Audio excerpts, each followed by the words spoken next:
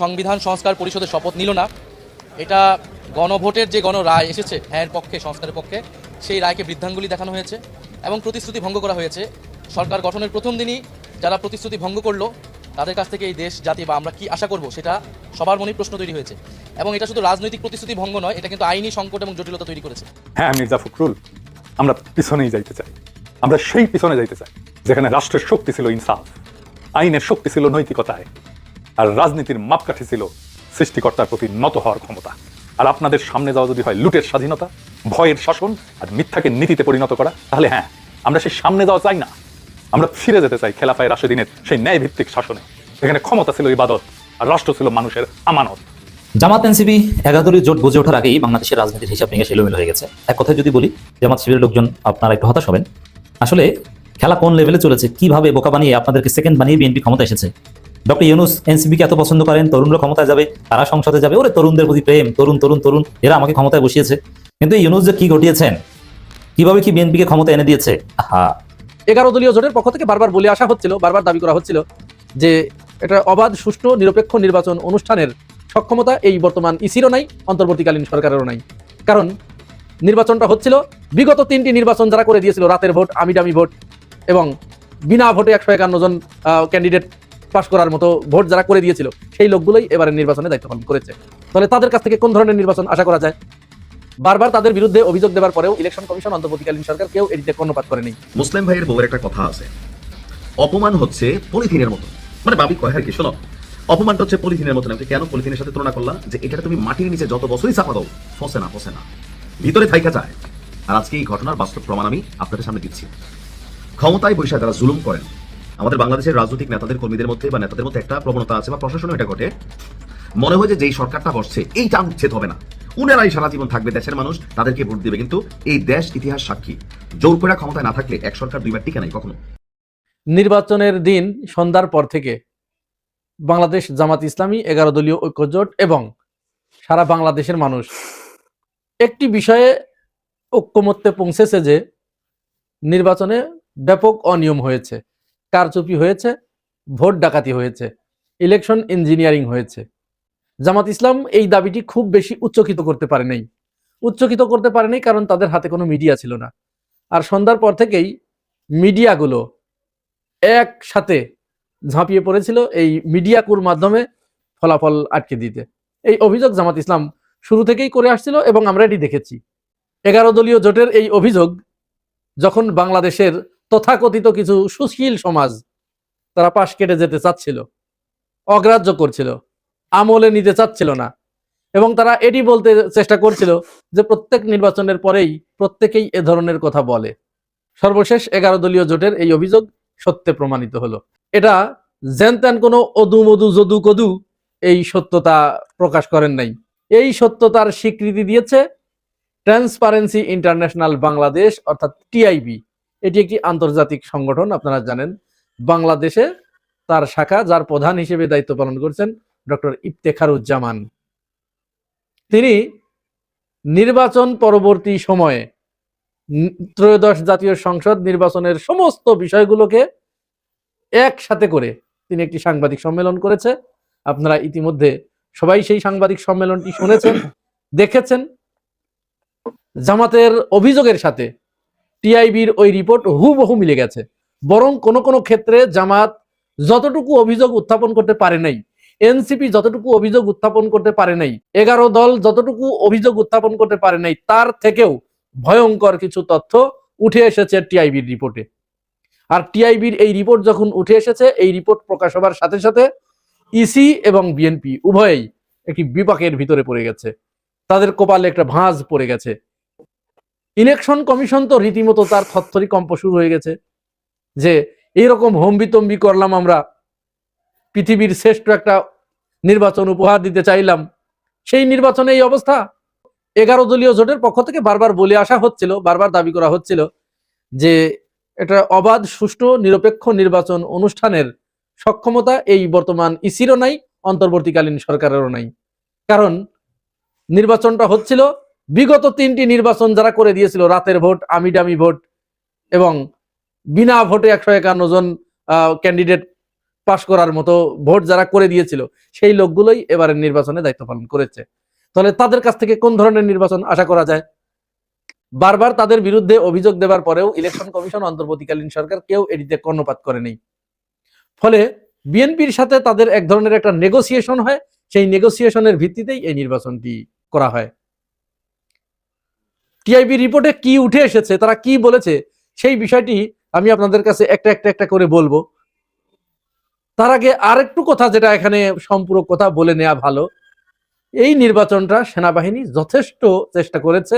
সারাদিন মাঠের যে ইলেকশনটা, ভোট গ্রহণের যে প্রক্রিয়াটা, এইখানে সেনাবাহিনী চেষ্টা করেছে নিরপেক্ষ থাকার এবং তারা ঝঞ্ঝাট মুক্ত, গোলযোগ মুক্ত একটি নির্বাচন উপহার দেবার চেষ্টা করেছে। কিন্তু তারা কিছুটা সফল হলেও একেবারে অজপাড়া গায়ে যেখানে যেখানে কিছু কিছু জায়গায় তারা সেখানে যায় নাই। তো যখন সেখানে যায় নাই, ওই জায়গাগুলোতেই জয় পরাজয় নির্ধারণ হয়েছে, এবং এটা কিন্তু প্রি প্ল্যান, পূর্ব নির্ধারিত ভাবেই এটি হয়েছে। আর তার চূড়ান্ত রূপ পরিগ্রহ করেছে ভোট গণনার ক্ষেত্রে গিয়ে। এখন টিআইবি রিপোর্টে কি উঠে এসেছে? ইফতেখারুজ্জামান তার যে রিপোর্টটি প্রকাশ করেছে টিআইবির, সেখানে তিনি দেখিয়েছেন যে এই ইলেকশন পরবর্তী সময়ে, আমি নিচের দিক থেকে আগে বলছি, বেশি গুরুত্বপূর্ণগুলো পরে বলছি।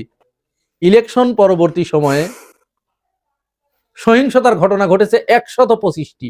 অর্থাৎ নির্বাচন যে 12 তারিখে হয়েছে, এই 12 তারিখ সন্ধ্যার পর থেকে 16 তারিখ পর্যন্ত মারামারি, অগ্নিসংযোগ, প্রতিপক্ষের বাড়িতে হামলা, মারধর, হত্যা, অগ্নিসংযোগ, এই ধরনের ঘটনা ঘটেছে 125টি। আর এটি কারা ঘটিয়েছে আপনারা সবাই জানেন, টিআইবিউ সেটা তুলে ধরেছে, পুরাটাই বিএনপি ঘটিয়েছে, অন্য কেউ এখানে তো দায়ী নয়।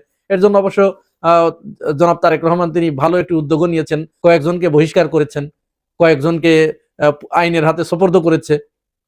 আজকেও কোনো একটা জায়গায় একটা পুরা ইউনিয়নের কমিটি ধরে বাতিল করা হয়েছে, তাদের কার্যক্রম স্থগিত করা হয়েছে। এই অবস্থা। তার মানে টিআইবির যে রিপোর্ট এবং বিএনপির যে এই যে বহিষ্কার বা কমিটি স্থগিত করা, যেহেতু এক হয়ে যাচ্ছে, তার মানে এই রিপোর্টের সত্যতা আছে। যেদিন থেকে নির্বাচনের প্রচারণা শুরু হলো, সেদিন থেকে নির্বাচনের দিন পর্যন্ত প্রার্থীরা আচরণ বিধি লঙ্ঘন করেছে 99%। বুঝতে পারছেন তাহলে কি মার্কা নির্বাচন হয়েছে? 99% আচরণ বিধি লঙ্ঘন হয়েছে, কোনো পদক্ষেপ নিতে পারে নাই, কোনো ব্যবস্থা নিতে পারে নাই। আমরা দেখি নাই কি ব্যবস্থা, আপনারা কি শুনেছেন কারো বিরুদ্ধে কোনো ব্যবস্থা নিয়েছে? প্রতিপক্ষের এজেন্টকে কেন্দ্রের ভিতরের থেকে বের করে দিয়েছে বা ঢুকতে দেয় নাই, এজেন্ট দিতে দেয় নাই, এরকম ঘটনা ঘটেছে 14.3%। সংখ্যাটা কিন্তু একটু মাথায় রাখবেন আপনারা। 14.3% কেন্দ্রে প্রতিপক্ষের এজেন্টকে ঢুকতেই দেয় নাই। তাহলে এই 14.3% আপনি যে কেন্দ্রগুলো আছে, এই কেন্দ্রকে ভাগ দেন, 14.3% করেন তো। 53টা আসন জামাত যে ঘোষণা দিয়েছে যে 53টা আসনে ফল পাল্টে দেওয়া হয়েছে, ওই জায়গায় যায় কিনা? ওই জায়গায় চলে যাবে, মিলে যাবে, একদম চেলচেলায় মিলে যাবে, না মেলার কোনো সুযোগ নাই। এইবার সবচেয়ে ভয়ঙ্কর যে জিনিসটি, সেটা হচ্ছে ভোট গ্রহণ শুরু হবার আগেই পূর্ব থেকে ব্যালটে সিল মারা ছিল, অর্থাৎ সিল মারা ব্যালট বাক্সের ভিতরে ঢোকানো হয়েছে, এর সংখ্যা হচ্ছে 14.3%। এটি আমি কিন্তু বানিয়ে বলছি না, আপনারা যে কেউ টিআইবি রিপোর্ট দেখে নিতে পারবেন। তাহলে বাংলাদেশের জনগণের দোষ দিয়ে লাভ নাই। অনেকেই জনগণকে দোষারোপ করছেন যে জনগণ ভোট দেয় নাই, জনগণ চাঁদাবাজদের ভোট দিল, ইত্যাদি ইত্যাদি বলার চেষ্টা করছেন। জনগণ ভোট ঠিকই দিয়েছে, কিন্তু জনগণের ভোটের সঠিক প্রতিফলন ঘটে নাই। আমাদের এই জাতির আসলে দুর্ভাগ্য যে এই জাতি কোনোদিন ভালো হবে না। 17 বছর ধরে যারা ভোট দিতে পারে নাই, এরাও ভোট দিতে পারে নাই, ওরাও ভোট দিতে পারে নাই, অথচ সেই মানুষগুলোই সুযোগ পেয়ে আবার তারা আরেকজনকে ভোটদান থেকে তারা বিরত রাখলো, ভোট দিতে দিল না, ভোটাধিকার প্রয়োগ করতে দিল না। 21.5% জাল ভোট পড়েছে। আপনি হিসাব মিলান, এবার কিভাবে ক্ষমতায় এসেছেন হিসাব মিলান। আর সবচেয়ে মারাত্মক যে অভিযোগটা, যেটা সচরাচর ঘটে কিন্তু সেটার পার্সেন্টেজ থাকে কম, কেন্দ্রে যেতে, ভোট দিতে যেতে বাধা দেওয়া হয়েছে 46.5%। চিন্তা করতে পেরেছেন? অর্থাৎ 46.5% মানুষকে কেন্দ্রে যেতে বাধা দেওয়া হয়েছে, তাদেরকে ভোট দিতে দেওয়া হয় নাই। তারা ভোট দিতে গেছে, যাচ্ছে পথে তাদেরকে ফেরত পাঠানো হয়েছে। এই যে এতগুলো অপকর্ম, এতগুলো অনিয়ম, এই সবগুলো ঘটেছে কাদের দ্বারা ঘটেছে? শাসক দলের দ্বারা ঘটেছে। মিডিয়াগুলো এগুলো কোনো রূপ প্রচারণায় আনে নাই, কোনো প্রচার করে নাই। আমরা যতটুকু জানতে পেরেছি সোশ্যাল মিডিয়ার মাধ্যমে, এই যে টিআইবি যে রিপোর্টগুলো বলছে এগুলো কিন্তু সব আমরা দেখেছি আগে থেকেই, কিন্তু আমাদের কাছে তো পার্সেন্টেজ ছিল না। আমরা জানতাম না যে এত বড় শুভঙ্করের ফাঁকি হয়েছে। টিআইবি সেটি তুলে এনেছে। তাহলে আমাদের এদেশের মেইন স্ট্রিমের যে মিডিয়াগুলো আছে, এদেরকে আমরা কোন আশায়, কোন ভরসায় এদের উপরে আমরা বিশ্বাস করব? এই জন্য আমি বারবার একটা কথা বলছি যে আপনারা প্রত্যেকেই এমন কাজ করেন, জামাত ইসলামের প্রতি আমার আহ্বান থাকবে, আপনারা এই মোবাইল সাংবাদিকতাকে এমন একটা ফরম্যাটের ভিতরে নিয়ে আসেন যেন এই মেইন স্ট্রিমের মিডিয়াগুলো ওরা না খেয়ে মারা যায়। এদের বিশ্বাস করার মতো কোনো কারণ নাই। এরা কিছুদিন পরে এই মেইন স্ট্রিমের মিডিয়া সাংবাদিক নাম শুনলে মানুষে ঘৃণায় থুতু ফেলবে। যেরকম পুলিশ ঘৃণার বস্তুতে পরিণত হয়েছে, এই সাংবাদিকগুলো এরকম ঘৃণার বস্তুতে পরিণত হবে। সবশেষ যে কথাটি বলবো, বিএনপি সরকার গঠন করেছে। আমরা আহ্বান জানাবো জামাত ইসলামকে বা 11 দলীয় জোটকে এই সরকারকে সহযোগিতা করার, সর্বাত্মক সহযোগিতা করার। যদিও নির্বাচনের পরের দিন থেকেই বিএনপি বিভিন্ন জায়গায় আওয়ামী লীগের অফিস খুলে দিচ্ছে, তাদেরকে পুনর্বাসনের একটা প্রচেষ্টা চালাচ্ছে। আমরা জানি না এই কাজটি কেন তারা করলো, কোন বুদ্ধিতে তারা করতে যাচ্ছে, বা তাদের প্ল্যান কি, পরিকল্পনা কি, এটি অবশ্যই জানা যাবে। কিন্তু এই যে অনিয়মটা করলেন আপনারা, এটি দরকার ছিল না। এই কলঙ্ক সারা জীবন আপনাদের বয়ে বেড়াতে হবে। আপনাদের ইতিপূর্বে মাগুরার নির্বাচনের কথা এ জাতি কোনোদিন ভুলতে পারবে না। তার সাথে যোগ হলো আবার নতুন নির্বাচন। এই নির্বাচনে যা হলো, এই যে টিআইবি যে রিপোর্টটি প্রকাশ করলো, এই রিপোর্ট কি কোনোদিন ঢাকা যাবে? কোনোদিনও ঢাকা যাবে না। সারা জীবন এইগুলো আপনাদের পিছনে পিছনে লেগে থাকবে। মুসলিম ভাইয়ের বউয়ের একটা কথা আছে, অপমান হচ্ছে পলিথিনের মতো। মানে ভাবি কয় আর কি, শোনো, অপমানটা হচ্ছে পলিথিনের মতো। আমি কেন পলিথিনের সাথে তুলনা করলা? যে এটা তুমি মাটির নিচে যত বছরই চাপা দাও, ফসে না, ভিতরে থাইকা যায়। আর আজকে এই ঘটনার বাস্তব প্রমাণ আমি আপনাদের সামনে দিচ্ছি। ক্ষমতায় বৈশা যারা জুলুম করেন, আমাদের বাংলাদেশের রাজনৈতিক নেতাদের, কর্মীদের মধ্যে বা নেতাদের মধ্যে একটা প্রবণতা আছে, বা প্রশাসনেও এটা ঘটে, মনে হয় যে যেই সরকারটা বসছে এইটা উচ্ছেদ হবে না, উনারাই সারা জীবন থাকবে, দেশের মানুষ তাদেরকে ভোট দিবে। কিন্তু এই দেশ ইতিহাস সাক্ষী, জোর করে ক্ষমতায় না থাকলে এক সরকার দুইবার টিকে নাই কখনো। তো আপনি যখন ক্ষমতায় আসেন, অন্যায় করলেন, জুলুম করলেন, আপনার সাথে ঠিক এই পরিণতি আগামী দিনে ঘটবে। 8 বছর আগে এক যুবদল নেতাকে চর, থাপ্পড় এবং বেপরোয়া ভাবে কিল ঘুষি মেরেছিল একজন ইউপি চেয়ারম্যান। আওয়ামী লীগ সম্ভবত করে, তিনি ক্ষমতায় ছিল, মন যা চাইছে তা করছে। এখন বিএনপি ক্ষমতায় যাওয়ার পরপরই সেই ইউপি চেয়ারম্যানকে ওই একই স্টাইলে চর, কিল ঘুষি এবং কি বেপরোয়া ভাবে ধোলাই দিয়েছে যুবদলের সেই নেতা। অর্থাৎ হিসাবটা বরাবর করে নিচ্ছেন যে তুমি আমার ইট মারছিলে, আমি তোমার পাটকেল দিয়া থেতলাই ফেলবো। দর্শক, এই চাঞ্চল্যকর ঘটনাটি ঘটেছে নাটোরের সিংড়া উপজেলার কালীগঞ্জ বাজার এলাকায়। গেল 14 ফেব্রুয়ারি ভালোবাসা দিবসে ভালোবাসা পরিশোধ করছে, ঋণ রাখে নাই। ভালোবাসা দিবসে আপনার সকাল 10টায় এই ঘটনাটি ঘটে। ঘটনার পর স্থানীয় লোকজন ওই চেয়ারম্যানকে হাসপাতালে ভর্তির কাজ লাগছে। এখন যুবদল নেতাকে আসলে অন্যায় করছে, আমি মনে করি করে নাই। কেন করে নাই বলি, প্রতিশোধ কে না নেয়, ক্ষমতা কার কাছে, যার কাছে থাকুক, সেটার পাল্টা জবাব দিবে। আপনি যখন ক্ষমতায় আসেন আজকের দিনে, আপনাকেও মাথায় রাখতে হবে, অন্যায়ভাবে চাইলে যে কোনো মানুষের ফাঁসাই দেওয়া যায়, মামলা দেওয়া যায়, থাপ্পড় দেওয়া যায়, জুলুম করা যায়, কিন্তু এইটা আপনার উপর ফিরে আসবে। যখন যুবদল নেতাকে থাপড়ানো হয়েছিল, তিনি হাসপাতালে ভর্তি হওয়ার কাজ লাগে না, কিন্তু আজকে ইউপি চেয়ারম্যান তার হাসপাতালে ভর্তির কাজ লাগছে। কেন? কারণ অপমানের প্রতিশোধটা একটু কঠিন হয়।